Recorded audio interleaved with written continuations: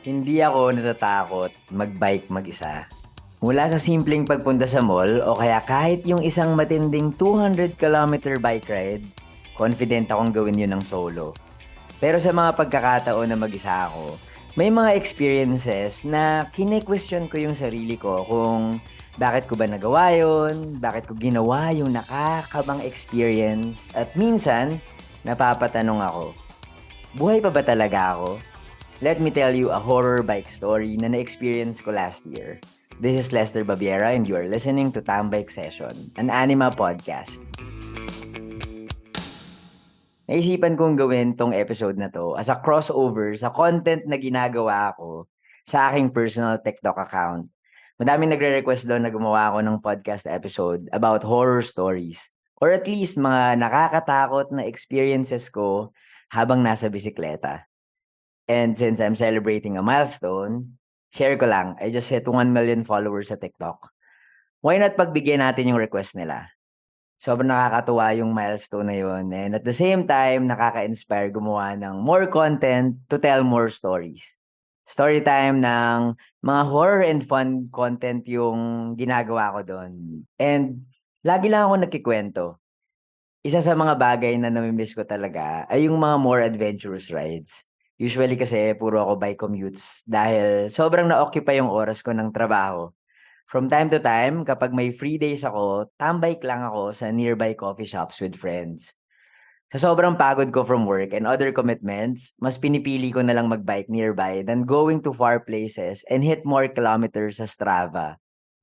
Nagbabala ako mag-organize ng Laguna Loop with friends. Na-inspire kasi ako recently after a very long time kasi nakapag-long ride na rin ako going to Bustos during the Share the City Grand Fondo. Kahit pagod ako nung mga panahong yun from work, hindi ko pinalampas na sumali kasi gusto ko gawing yearly tradition na mag-bike for that event organized by Mobile in Manila.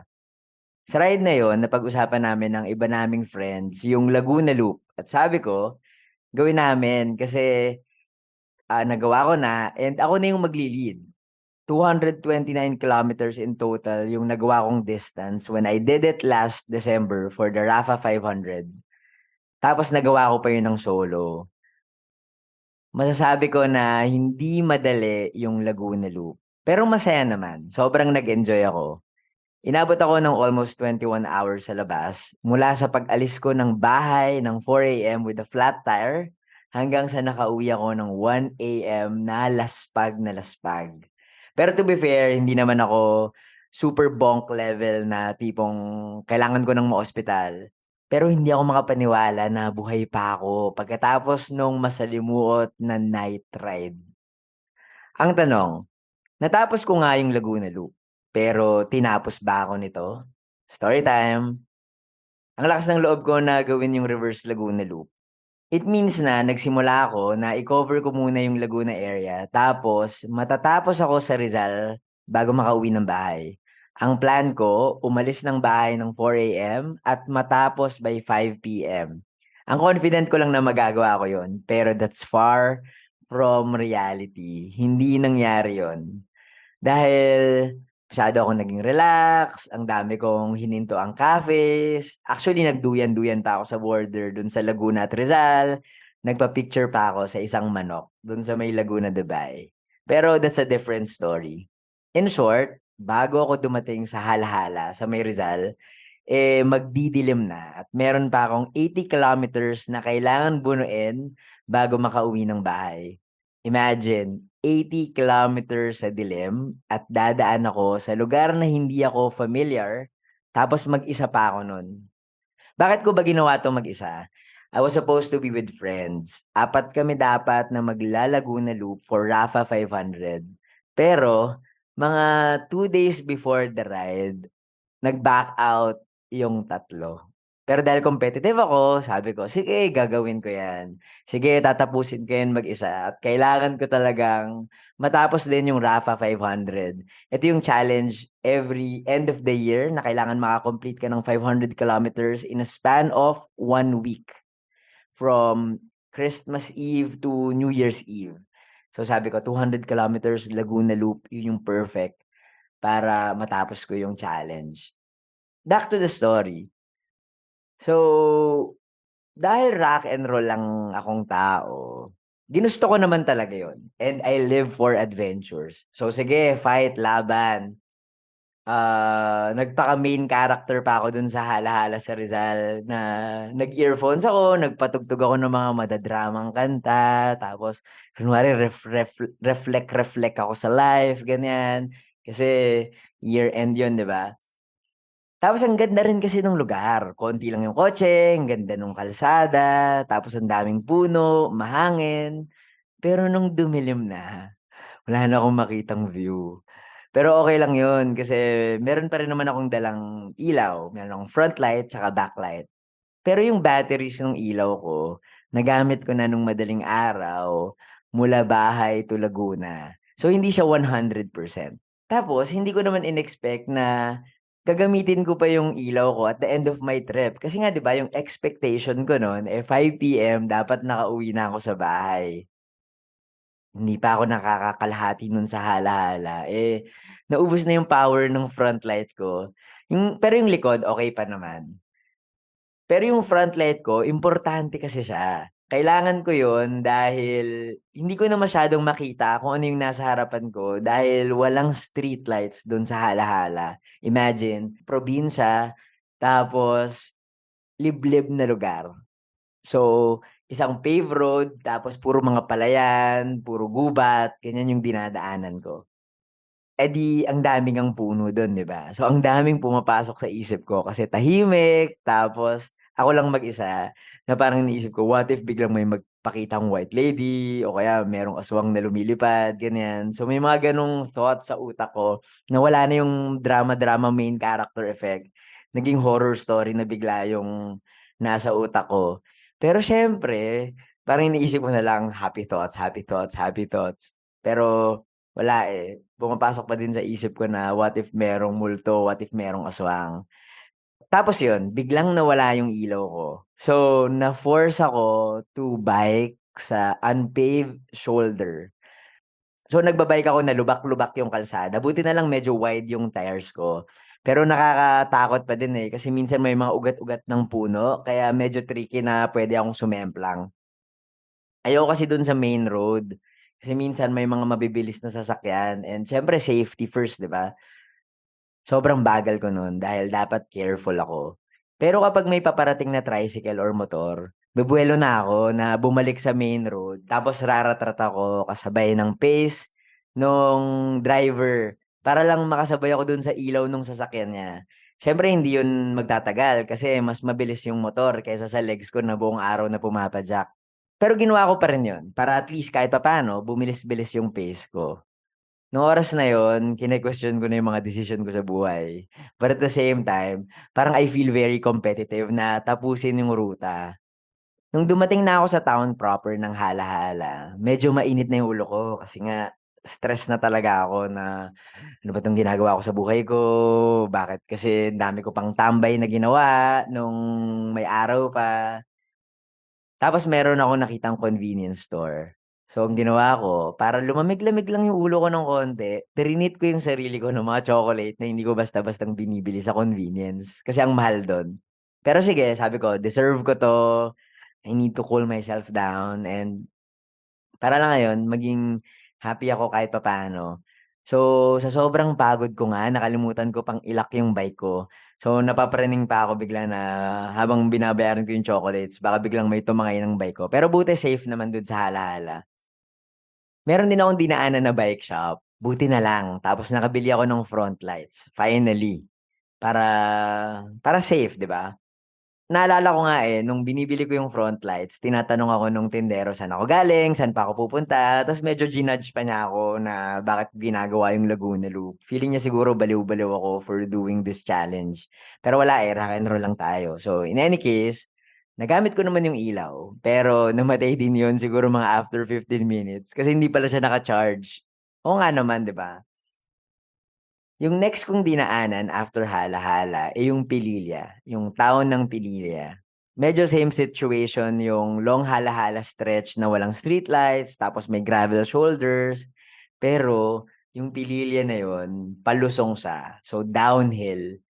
medyo maingat pa naman ako sa lusong kasi ilang beses na akong sumemplang sa downhill eh. So kabado na naman ako. And there was this moment na bigla akong nag-sudden brake. Salamat sa hydraulic disc brakes, very effective. Kasi hindi ko nakita na meron palang barrier sa shoulder na nakaharang. Tapos pa-downhill pa yon. Nakaharang siya kasi merong malaking butas.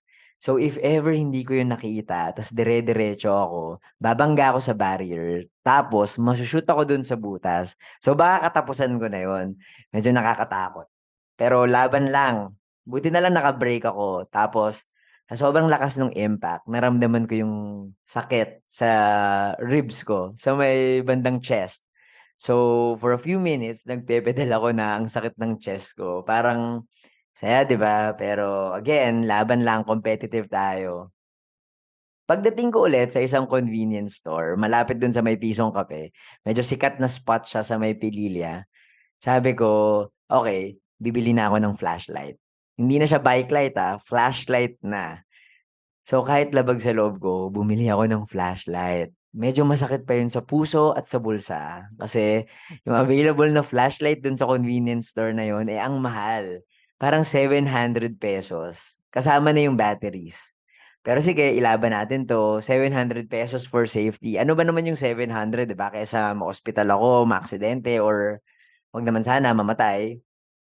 Siguro mga 7:30 PM na to ng gabi. Habang binabagtas ko yung bayan ng Pililya tsaka Morong, may hawak akong maliit na flashlight. Pero malakas naman siya in fairness sa kanya. Tapos nasa kaliwang kamay ko yon. At the same time, yung kamay ko nakaalalay din sa brakes. Actually, hindi lang Pililya at Morong buong ride ko hanggang pauwi ng Maynila, hawak ko yung flashlight na yon. So, dead man na kahit gas yung brakes ko dahil tumatama yung flashlight dun sa shifter tsaka sa brakes. Basta lang makauwi lang ako ng ligtas. Tas gustong-gusto ko na talaga makauwi nun pero I was thinking hindi ako magbo ng Lalamove o kaya hindi ako magpapasundo sa pamilya ko. Basta laban lang 'to. Pero ang swerte ko talaga dahil naligaw pa ako. So, mga 5 to 10 kilometers din yung detour na nadagdag sa kilometers ko. Pagdating ko sa bayan ng Cardona, nakaramdam ako ng gutom. So, nag-dinner ako sa isang karinderya. Mga around 9 PM na yun. Tapos ka-text ko yung dalawa kong kaibigan. Sinasabi nila na, "Huwag mo na ituloy yan, magpasundo ka na, gabi na, delikado diyan." Pero wala ayoko talaga. As in, nope, tatapusin ko 'to. Meron akong pride. I'll try my best not to die. Yun yung ano ko, yun yung mantra ko during that night. I'll try my best not to die, matatapos ko 'to. Let's go Rafa 500, ganyan. Hanggang sa sinabihan ako nung isa kong kaibigan na something na natakot talaga ako. Sabi niya, "Hoy, may hold-upper diyan sa bypass road ng Cardona." Siyempre natatakot ako, 'di ba? Ayoko naman ma-hold up, makuha yung bike ko, hindi ko lalo natapos yung ano, yung challenge. Pero siyempre, dine-deny ko sa sarili ko na merong hold-upper sa Cardona. So, ang ginawa ko, tinanong ko yung staff nung karinderya na kinainan ko kung meron ba talagang hold-upper dun. Yung sagot niya, meron daw. So, parang ako, "Oh no, anong gagawin ko? Should I risk or should I go?" Parang bahala na. Parang may mga iniisip pa ako nun na, okay, 'pag may tao, sige paspas lang ng laban. Pero naisip ko, what if nakamotor, 'di ba? Eh, di mas madali nila akong ma-knockout. Anyway, so na-stress talaga ako nun. So, inisip ko nga kung tutuloy ko ba talaga. Pero ginawa ko, nag-check ako ng mapa. So, chineck ko kung meron bang alternative route. Tapos tinanong ko yung staff kung may masa-suggest ba silang ruta. Buti na lang meron silang sinuggest. So, medyo nagningning yung mga mata ko nun. Sabi nila, dun daw ako dumaan sa may bayan kasi maliwanag, safe, pero additional 10 kilometers sa ride ko. Pero okey lang, sige basta safe at basta matapos ko 'to. From there, tuloy-tuloy na yung biyahe ko. Dumaan ako ng Angono, tapos kakairita lang kasi dun sa part na yun ang daming mga nagmomotor, tapos yung motor nila parang merong Armalite na tunog yung tambucho. So, instead na payapa, peace and quiet yung ride ko sana, wala, ang ingay kasi ang daming may motor na may parang paputok sa tambucho nila. Pero overall, okay naman. Pagdating ko sa Pasig, nakita ko na yung mga building sa Ortigas. Grabe yung ngiti ko nun. As in, parang feeling ko, abot kamay ko na yung tagumpay. So, from there, dire-diretso ako pauwi ng bahay.